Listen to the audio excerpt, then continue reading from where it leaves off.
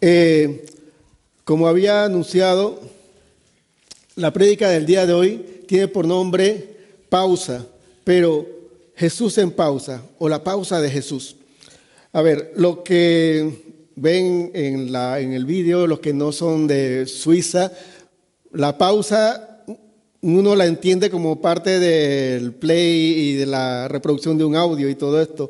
Pero cuando uno viene a Suiza se da cuenta que la pausa es el receso, es el break, el receso que uno toma en el trabajo. En las labores uno hace una pausa, y uno tiene una pausa a las 9 de la mañana, y uno tiene, si trabaja todo el día, la otra pausa a las 3 de la tarde. Creo que es así. Y la pausa al mediodía. Entonces, lo curioso es que Jesús era una persona, cuando estaba en medio de nosotros en el planeta, tan integral que su vida constaba de trabajo, de alegría, de gozo, de diversión, y también constaba de pausa. Así que todos aquellos que son adictos al trabajo y quieren estar haciendo la obra del Señor siempre y todo, eso tienen que tener en cuenta que hay que tener una pausa. Jesús hizo una pausa. Hoy vamos a hablar acerca de la pausa que hizo Jesús y que está registrada en la palabra. Muchas pausas habrá hecho, pero no están registradas.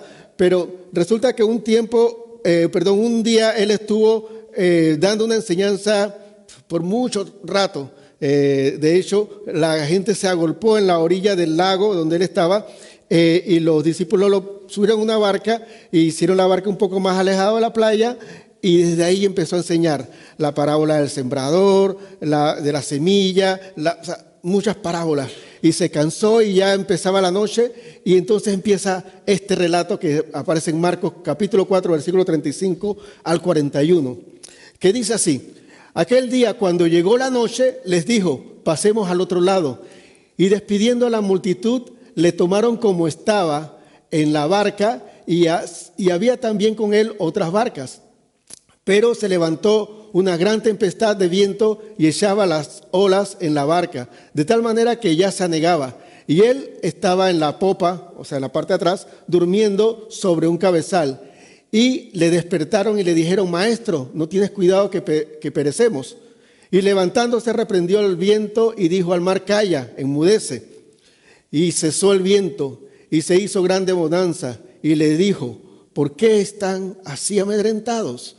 ¿Cómo es que no tienen fe?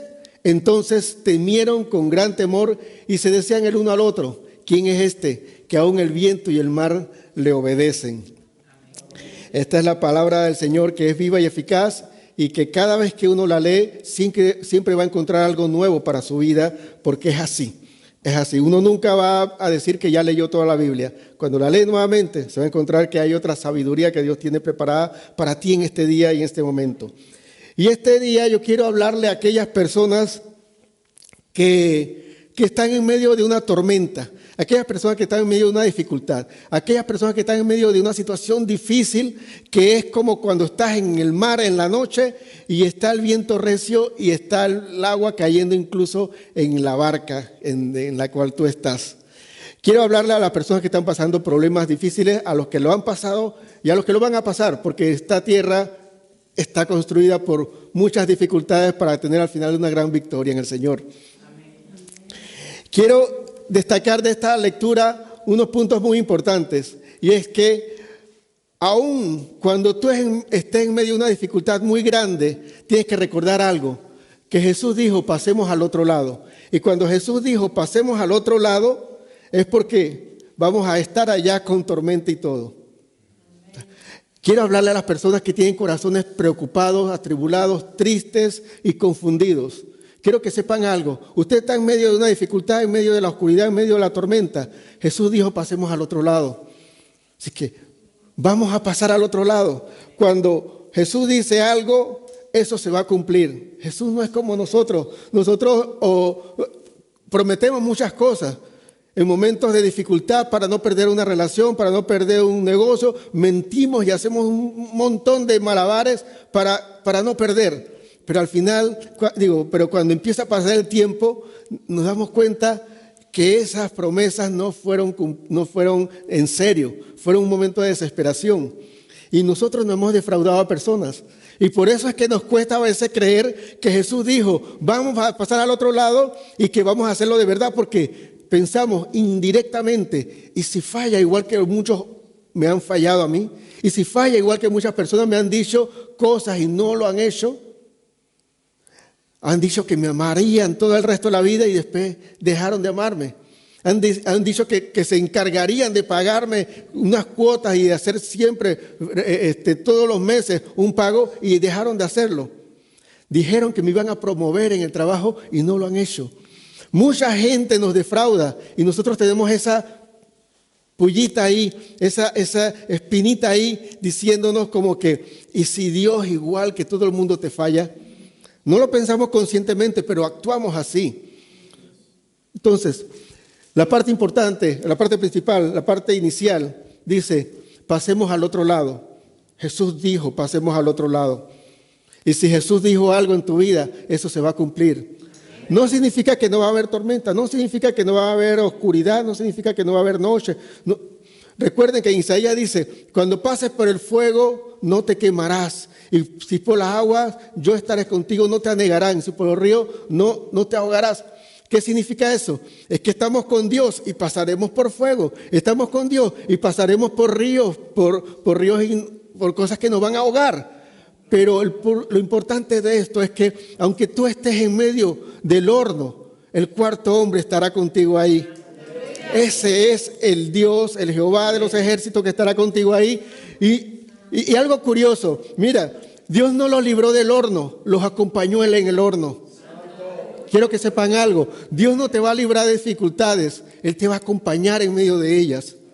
Porque repito, como dice al principio, si Él dijo pasemos al otro lado, que venga lo que venga, vamos a pasar al otro lado. ¿Cuántos lo creen?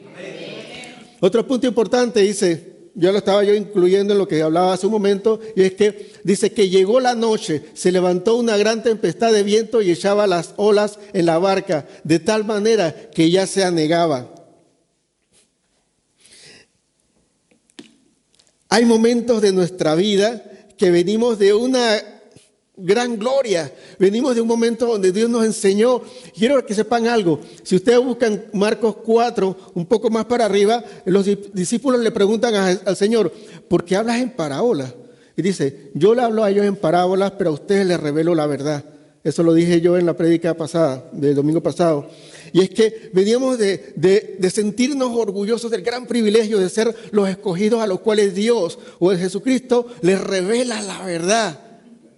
Y dice uno, wow, yo soy en el grupo élite, yo soy de la rosca, yo soy de los que están, bueno, no hay ningún panameño aquí, ¿no?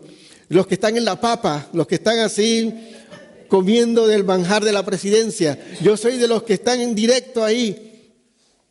Y después de venir de esa gran alegría, viene la noche, la tormenta y el viento y el mar se mete en la barca. Es que está confuso. ¿Qué pasa? Que tú tengas un gran momento de gloria, de revelación de parte de Dios, donde Dios confirma que tú eres el preferido, la preferida, no te va a librar de la tormenta que viene más adelante. Eso viene, eso es parte de un plan que Dios tiene de fondo, por la cual Jesús agarró una pausa en medio de una tormenta. Cuando vamos a hacer un ejercicio mental rapidito. Cuando usted está haciendo un trabajo, vamos a hacer un ejemplo de que está haciendo un trabajo arreglando todos los cables de aquí, ¿no? Usted es un electricista o una electricista. Está arreglando todos los cables de aquí, está empatando todas las cosas, le está dejando bien y todo esto. ¿Usted cuándo hace la pausa? La pausa usted la hace, o el break, o el receso usted lo hace cuando tiene las cosas en orden, que usted dice, bueno, 15 minutos y yo sigo acá. No cuando está en la mitad de la escalera así subiendo, voy a hacer la pausa aquí en la escalera. No lo hace, ¿verdad? No hace la pausa justo cuando va a martillar algo así, la pausa. No hace la pausa en un momento donde las cosas están difíciles o complicadas. Jesús hizo la pausa en el momento donde era la noche, estaba la tormenta y todo desesperado. Jesús hizo la pausa. Ahora, Jesús no es un fresco, Jesús es un líder muy inteligente y nos dejó plasmado eso de que lo que Él dice, nosotros tenemos que creerle y tenemos que respaldarlo en nuestra vida con nuestros hechos, con nuestra obra, con nuestra actitud, con nuestro pensar. con nuestra posición en medio de una dificultad. Porque si Él te dijo que tú eres del grupo preferido, el cual Él te revela las cosas de la palabra, créeme que eres el grupo preferido. O sea, no te vas a ahogar por una tormenta. Y llama la atención es que los que estaban desesperados ahí, entre esos estaba Pedro, Jacobo y Juan, que eran marinos, que tenían larga trayectoria a estar con esos mares de ahí. No era el Océano Índico. En el Océano Índico no creo que pueda haber una barquita de esta, ¿no? Se desbarata toda, porque está bien salvaje ese mar. Era un lago que simplemente tenía los embates de un viento recio que hacía que se subiera un poco en las aguas. Y ellos estaban llenos de temor. Pero les repito algo, si Jesús dijo algo, eso se va a cumplir. Jesús, ¿qué dijo al principio? Vamos a pasar al otro lado. Jesús te dijo algo, ¿verdad? Jesús te escogió para algo especial. Pero ahora está pasando una tormenta, ahora está pasando una oscuridad, una noche. Ahora, una barca en medio del lago, en medio del viento que está soplando, créanme que ese es un momento muy oscuro. Porque no es algo que se vea la luna bonita, se vean las estrellas, no habían luces, no había nadie que tuviera un celular ahí para alumbrarse por ahí. O sea, era una noche oscura, donde tú no ves el otro lado. Tú no ves las posibilidades de salir de ahí, aunque seas pescador. Y una cosa que me da risa es que los pescadores estaban asustados y el carpintero estaba durmiendo. Porque no se trataba de profesiones, no se trata de lo que tú sabes hacer. Se trata de quién tú eres y quién es Dios. En los momentos difíciles, no es que yo soy el pastor y tengo 34 años de ser cristiano y tengo no sé cuántos años de ser pastor, de jóvenes, de ser líder, de ser maestro de escuela dominical, que leí la Biblia. No se trata del conocimiento, se trata de qué yo creo en este momento y quién es Dios para mí en ese momento.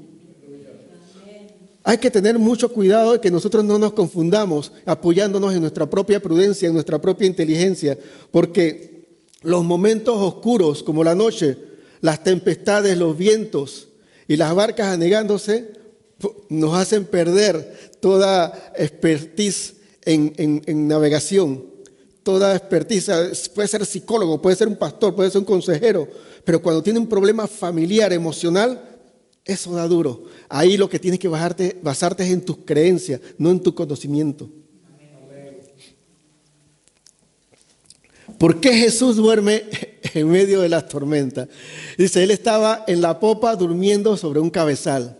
Ahora, yo no quiero ir en contra de la palabra, pero yo quiero ir más profundo. ¿Cómo sería? Obviamente eso no era un crucero, o sea, era una barca de los tiempos de Jesús, donde si el viento le da fuerte, eso se siente. No estaba al frente, que al frente es donde más se siente el golpe.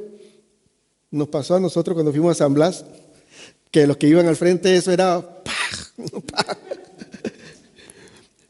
Iba en la parte de atrás, quizá un poco más sereno, pero de una manera u otra eso se estaba moviendo. Y tú no puedes dormir cuando se está moviendo algo. No estaba cómodo.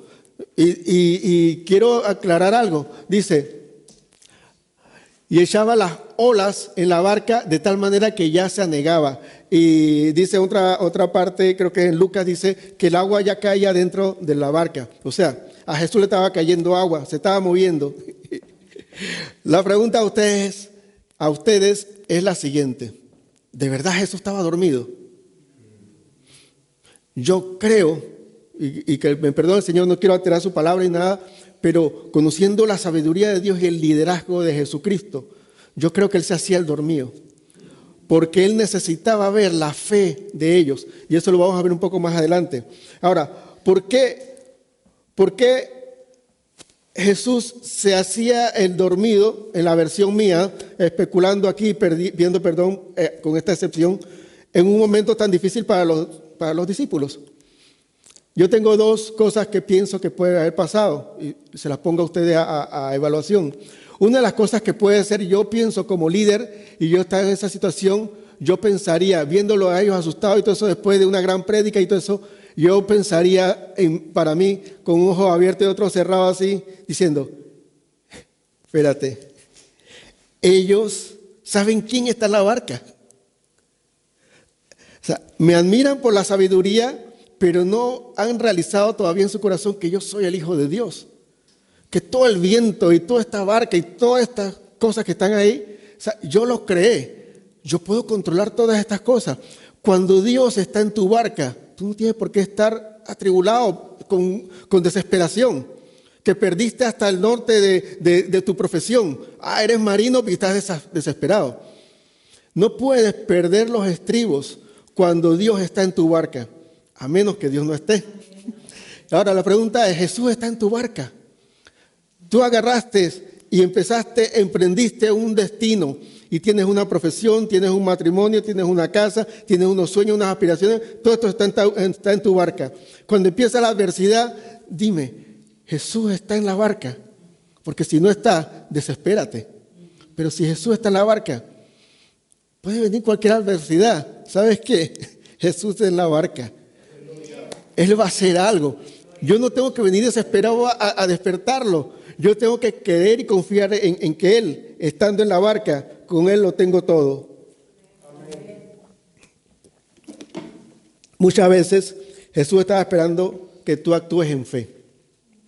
Dice, le despertaron y dijeron, maestro, no tienes cuidado que perecemos. Ahora, cuando usted lee esta parte,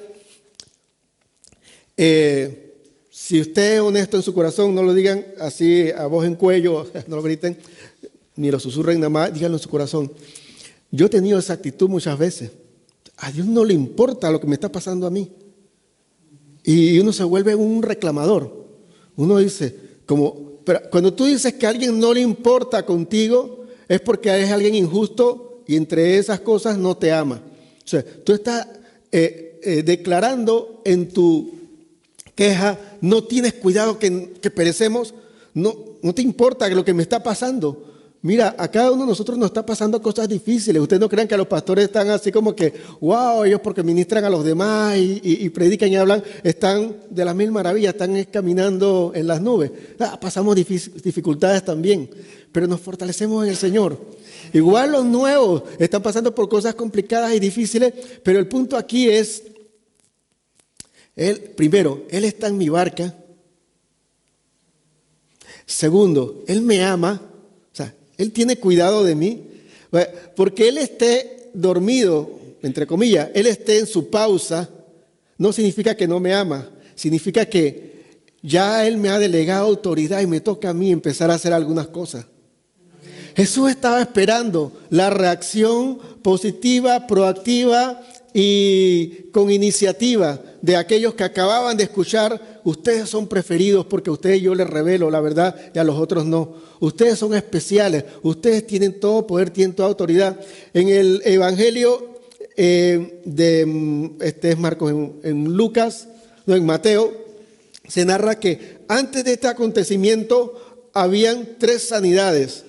Hubieron 3 demostraciones de poder, no solamente expresión de la palabra con autoridad, sino también había demostración del poder de Jesús. Pero la pregunta es, si yo soy discípulo de Jesús, si Dios me ama y si yo soy un escogido por Él, yo soy un pobrecito que no puede nada por eso.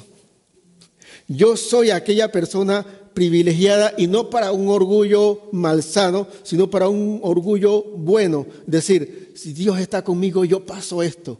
Si Dios está conmigo, estas cosas van a tomar control en cualquier momento porque Dios está conmigo, porque Jesús está en mi barca y porque yo soy de los escogidos de Dios. Y yo decía en la prédica pasada es que como nosotros somos los preferidos de Dios cuando Él nos dice que a los otros le habla en parábola, para nosotros nos da a revelar las palabras del reino. Simplemente esto, usted y yo estamos en este lugar porque Dios lo quiso. Quiero que sepan algo, ustedes no buscaron a Dios, Dios los encontró. Dios los atrajo, los sedujo, los enamoró y los tiene aquí. El punto es que muchos no están muy enamorados todavía, ¿no? Falta conocer un poquito más de su amado y darse cuenta con cuál amor Él nos ama, para que nosotros dejemos a un lado todas las cosas y decir, yo me desboco y me voy de frente con Él, porque Él me ama, porque todo lo que yo necesito Él me lo va a dar, porque todo lo que a mí me pasa, Él me va a fortalecer. Porque como una persona que necesita desarrollar carácter, necesito pasar por dificultades para que su sabiduría y su poder sean perfeccionados en mí en medio de esas debilidades y yo salga más que vencedor, pero por medio de Él, no por medio de mí.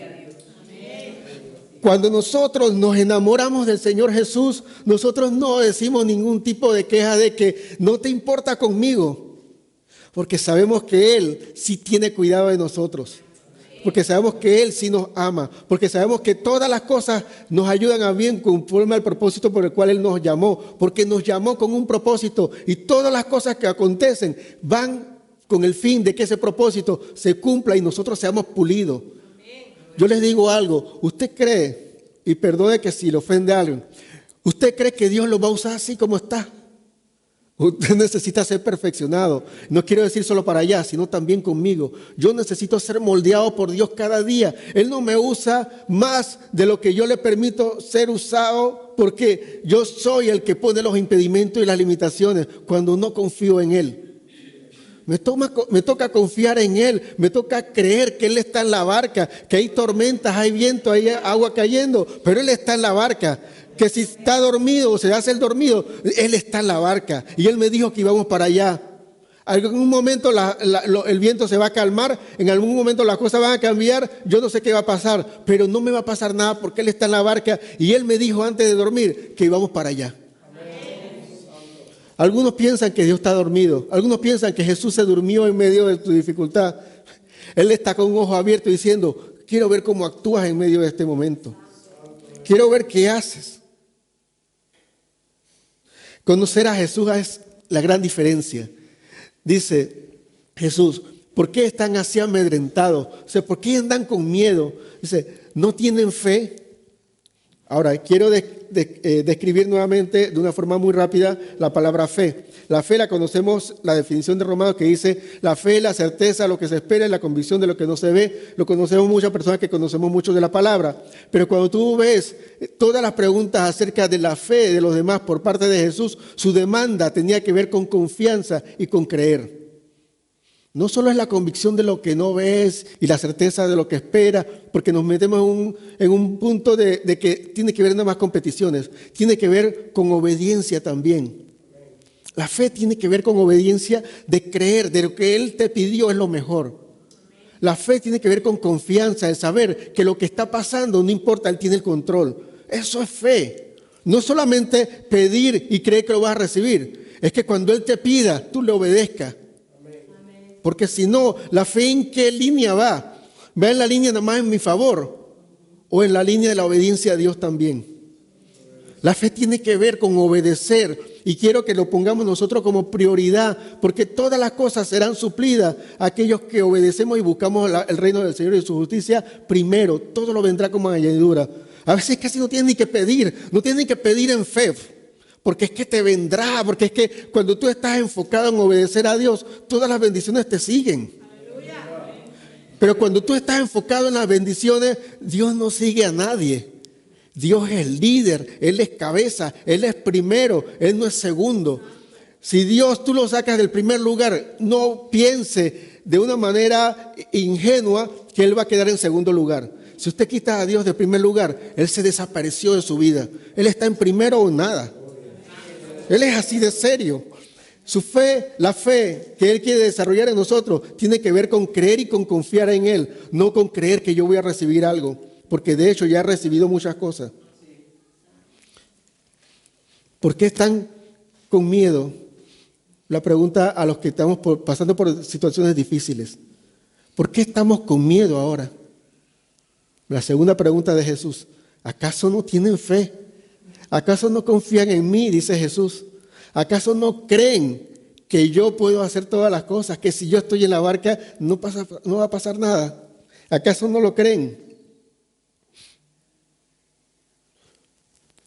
La gran diferencia es conocer quién es Él o conocerlo a Él.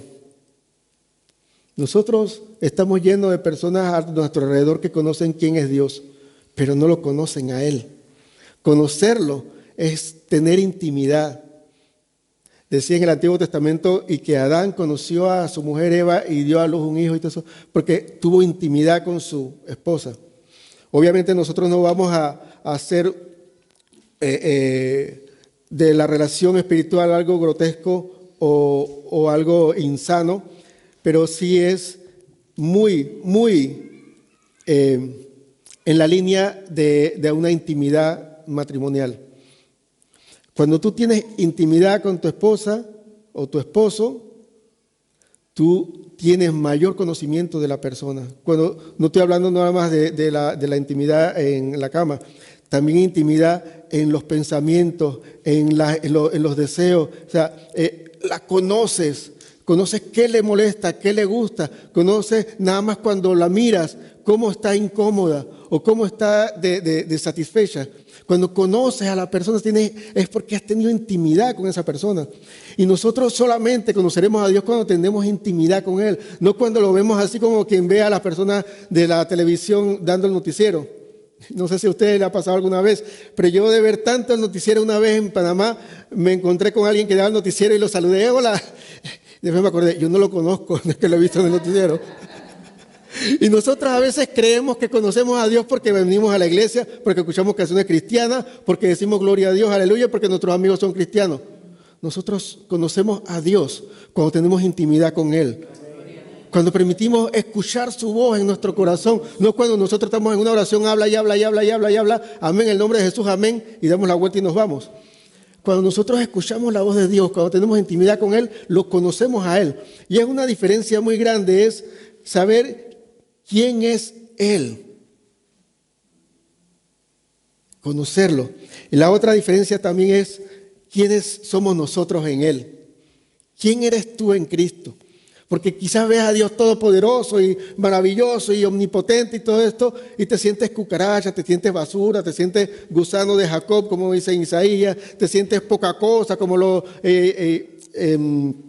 israelitas cuando vieron a los de Canaán, dice, nosotros al parecer a ellos éramos como unas hormigas, como unas cucarachas, porque no éramos nada, éramos insectos, porque son más grandes. Y nosotros decimos, Dios es grande y todo eso.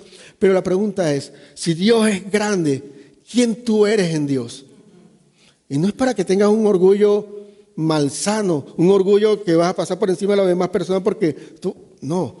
Yo creo que quien más conoce a Dios, menos orgullo tiene, porque se da cuenta que no se trata de mí, se trata de Dios en mí. Entonces, esas cosas nosotros nos enfrentamos cuando vienen las tormentas, las oscuridades y las tormentas. La pregunta curiosa es que los discípulos que estaban con él en la barca, cuando él reprendió el viento y todo cesó y todo tuvo control, dice, ellos se dijeron el uno al otro, ¿quién es este que aún el viento y el mar obedecen? O sea, que no lo conocen. Estaban escuchándolo a él, pero no tenían una relación íntima con él. No le había entrado la palabra en su mente y en su corazón. Y tengamos cuidado nosotros de que vengamos solo a la iglesia y que vemos videos cristianos con prédica y estamos escuchando alabanza y tengamos la actitud esta de que cuando hay una situación grave en nuestras vidas, no sepamos quién es Dios en medio de nuestras vidas, no sepamos nosotros quiénes somos nosotros en Él.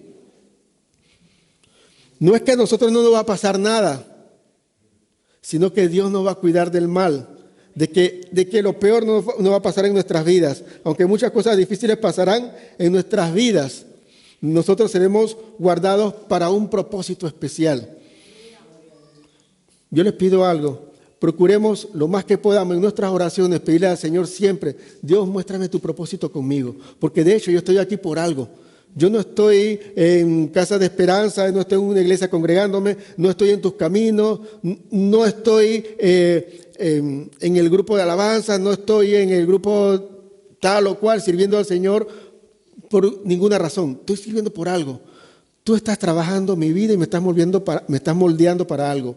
Has tenido un montón de fracasos, has pasado por muchas tormentas, por muchas noches, en lo cual te has desesperado. No hay problema, Dios sigue tratando tu vida hasta que llegue el momento donde vengan las noches, vengan las tormentas y tú seas quien te levanta y las reprenda. Porque en ti vive el poder del Dios Todopoderoso. Porque en ti Jesús ya no está en la barca, Jesús ahora está en ti por medio del Espíritu Santo. Es momento donde Dios quiere que nosotros empecemos a empoderarnos, para usar esa palabra muy popular, y podamos saber quiénes somos nosotros en Cristo Jesús.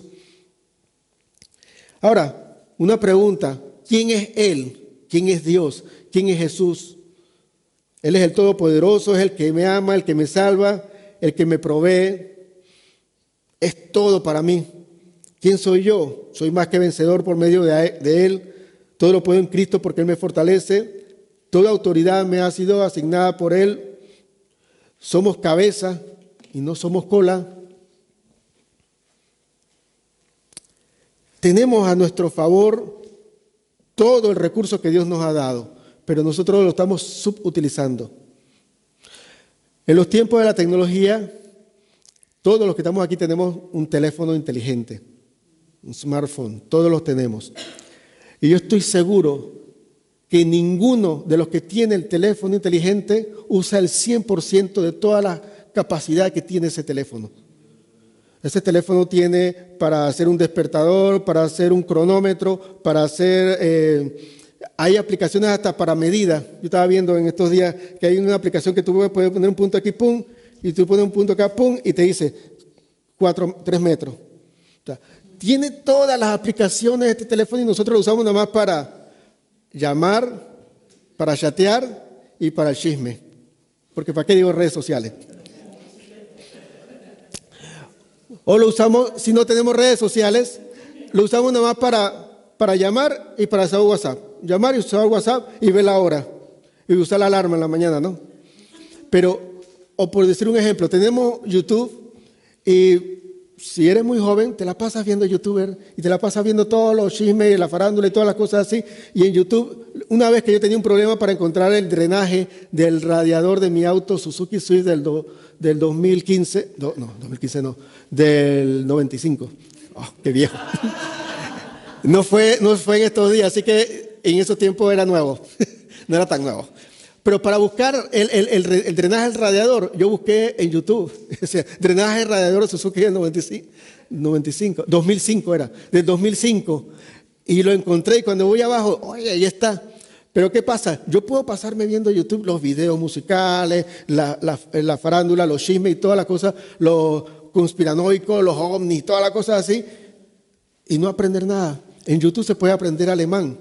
Una de las primeras clases de alemán que yo recibí fue en YouTube. Y ya constantemente veía la secuencia y todo eso, y uno practica y todo eso. Pero regresando al punto de nosotros, ¿qué hacemos nosotros con las habilidades que Dios nos ha dado? No solamente estoy hablando de las espirituales, estoy hablando de las habilidades prácticas, sociales que tenemos entre nosotros, de interactuar con una y otra persona. Algunos tienen habilidades de cantar, de la voz, otros administrativos, otros tienen habilidades de la enseñanza, tienen paciencia, otros tienen la habilidad de escuchar. Esa es una habilidad muy importante para estos días, de escuchar a las personas y poder, porque a veces en consejería la gente necesita nada más desahogarse y no que no le digas nada. Es más, yo en los cursos de consejería que he tomado me han dicho que primero hay que hacerle a las personas las preguntas claves para que las personas se desahoguen. Cuando las personas se desahoguen, después tú le haces la pregunta de que cómo, y estoy diciendo los secretos. Pero bueno, eso es para que ustedes ya se capaciten.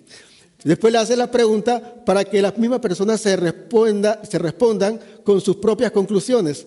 Y al final tú no has hecho nada, tú simplemente fuiste el facilitador que le sacaste la información para que él la viera y después le pregunta ¿qué vas a hacer con eso? Y si lo voy a hacer, bueno, y se lo mete de nuevo, vete y hazlo. Y la persona que necesita ser escuchada sale con todo resuelto y dice, wow, qué consejero mejor, qué pastor, qué psicólogo más bravo.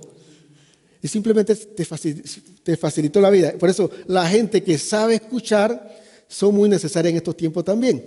Entonces, cada uno de nosotros tenemos habilidades, dones y talentos. Ahora, ¿qué estamos haciendo con ellos? Estamos nosotros poniendo todos los dones, todos los talentos al lado y desesperados. O sea, tienes la capacidad y el don o la experiencia de ser marinero y estás asustado por una tormenta.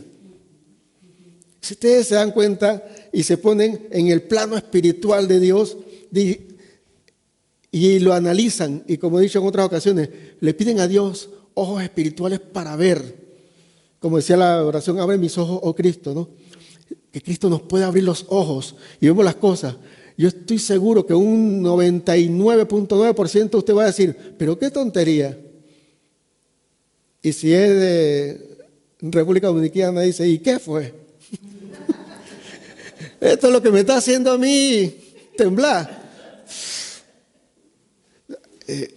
Mira, cuando tú sabes quién tú eres en Cristo, tú no te estás preguntando, uy, ¿y quién es este? Tú te estás diciendo, oye, es que de verdad ese es mi maestro y yo tengo esa misma autoridad. ¿A dónde está el viento? Calla, enmudece y empieza a reprender las cosas, porque sabes quién eres tú.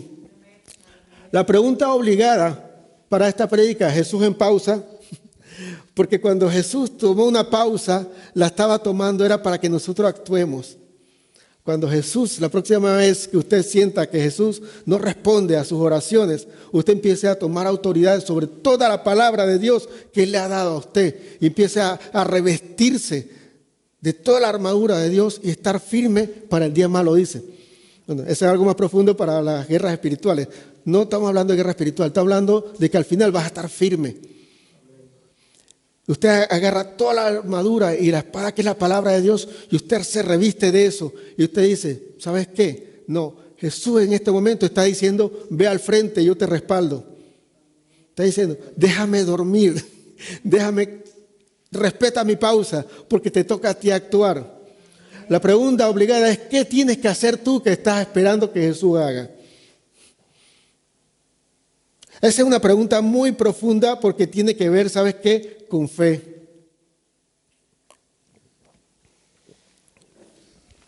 ¿Qué tienes que hacer tú que estás esperando que Jesús haga?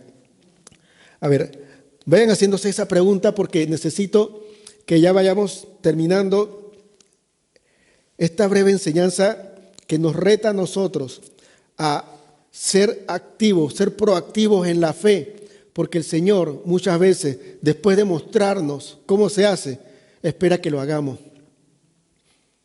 Nosotros a veces queremos que Dios transforme mi vida, que me saque de un vicio, que me saque de una situación, que me haga esto, que me haga lo otro. Y Jesús nos dio ya todo, el poder y autoridad para nosotros amarrar los pantalones. Ya las mujeres usan pantalones también, así que todos en general. Amarrarnos los pantalones y firme hacia adelante, ¿sabes qué? ¿Qué es lo que tengo que hacer? Jesús ya me dio toda autoridad. Dice, toda potestad me es dada en los cielos y en la tierra, por tanto, ir y hacer discípulos. El mandato final decía, ¿eso qué significa? Que toda autoridad Él no las delegaba en el envío, en la comisión.